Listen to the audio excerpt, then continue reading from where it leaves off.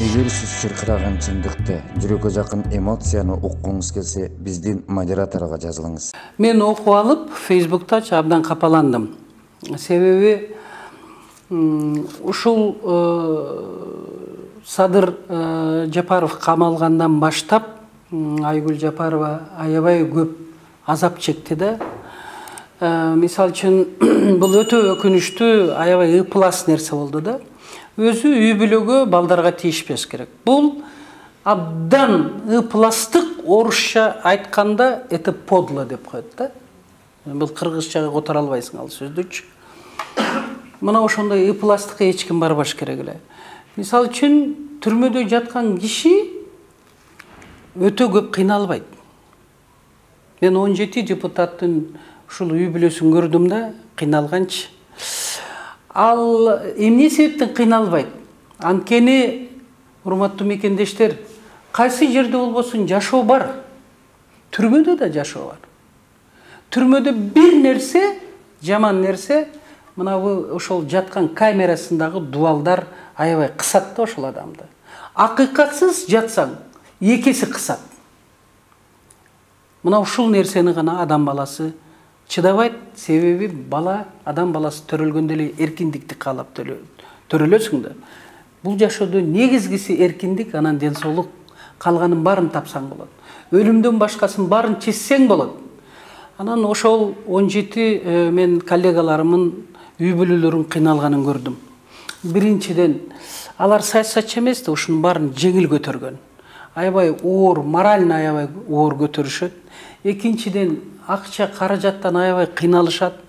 Тамак киргизип туруш керек. Ал жерде өздөрүнүн мыйзамдары бар түрмөдө. Ал мыйзамдарды эске алып туруп тамак киргизиш керек. Айгүл Жапарова, Айгүл Ташиева, Талант Мамытовдун келинчеги, баарынын мына камалгандардын келинчектерин мен бирөөсүн таштаган жокмун. Айрыкча Элнура Кулуева деген биздин журналист кызыбыз бар. Мына биз экөөбүз аябай көп көңүл бурчу элек аларга. Айгүл мени менен көп жолукчу, биздин үйгө келип турчу. Дастанбек да көп келчү, өзүнчө келчү, чоң уулу. Мен айтайын дегеним, Айгүл өтө сабырдуу, өтө билимдүү, өтө интеллигенттүү. Ошону менен бирге ал аябай жакшы эне, жароокер жар.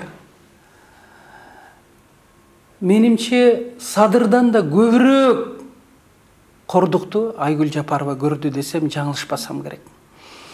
Ал ушунун баарын чыдап, көтөрүп, мына Садырдын атасы каза болду. Мен бардым. Айгүл ошол жерде ошончо кишинин бирөөсү капа болуп кетпесе де, бул өлүм эч ким капа болуп кетпейт.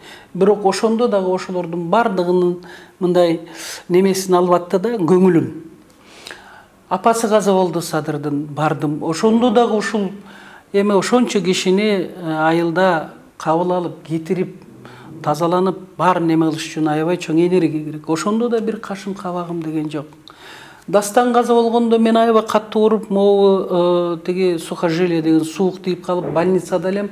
Бирок ошого карабастан бутум сүдүрөп басып калгам.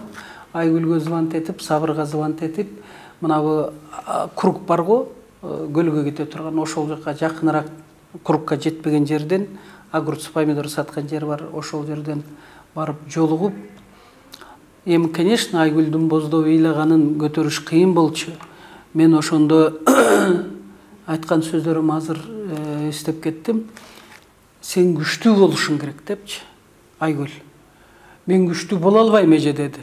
Баласын жоготкон кишиге никому не дай бог. Мен күчтүү боло албайм деди ал. Сен болушуң керек. Сен күчтүү болбосоң, сен сынсаң Садыр сынып калат депчи. Суранам сенен деп атып, мен бара албай калдым деп, бара албай, кийин анан бул жакта Куран окутканда бардым. Мына ушундай оор күндөрдү башынан өткөргөн Айгүлгө бирөө жаман сөз сүйлөбөш керек. Айгүлдөй таза мен айымды көргөн жокмун. Ал бул да мындай бүгүн айтып атпайбызбы? Чындык өз убагында айтылыш керек деген сөздүн ошол темада айтылып атабыз да. Бул да чындык. Айгүл чынын деле өтө мыкты айым. Айгүл бактылуу болууга татыктуу. Мына 10 январда өттү дегенде мен Айгүлгө больницада жаттым эле. Абдан катуу ооруп оштон келгенмин. Мен бир 40 күндөй оорудум. Ошондо Айгүлгө звонок этип айттым: Айгүл, сен бактылуу болууга татыктуусуң. Садыр менен бактылуу бол. Искак Разаковдой таза иштеп берсин. Аны мен дайыма айтып жүрөм. Ал эми Дастанды айтып кетпедим. Дастан жөнүндө бир-эки сөз айтып калсам, Дастан көп келет эле үйгө. Бир эле Дастан эмес, 17 депутаттын көпчүлүгүнүн балдары биздин үйгө келип, акыйкатсыздыкты көтөрө албай, жаштар да менен кеңеш сурайт эле. Мен кээде ойлоп коем, Раматылык Дастан тирүү болсо, азыр Садыр Жапаровго ачык атасын айтат эле. Ата, бул сенин душманың, бул сенин досуң.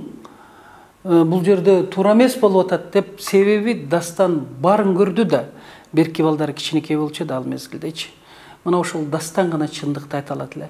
Анан мен Дастанды кээде эстейм, себеби мени иштен алган, менин чындыгым үчүн иштен алган балам менен Дастан мамилеси аябай жакшы болчу да. Экөө аябай жакшы сүйлөшөт эле, кээде жолугушат эле. Себеби ал балам да боорукер, Дастандын көңүлүн алып коеюнчу деп кафелерде отуруп калышчу эле. Дастан жаш болсо да мени таң калтырчу да. Ошол атасы жөнүндө сүйлөгөндө көздөрү жайнап кетчү.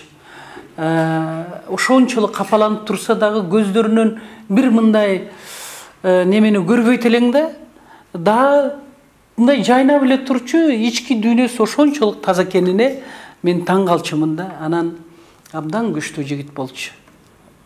Духу, Садырдын да духу күчтүү, өзүчө чынында. Атадан артык уул деп коет. Атага тең уул атадан,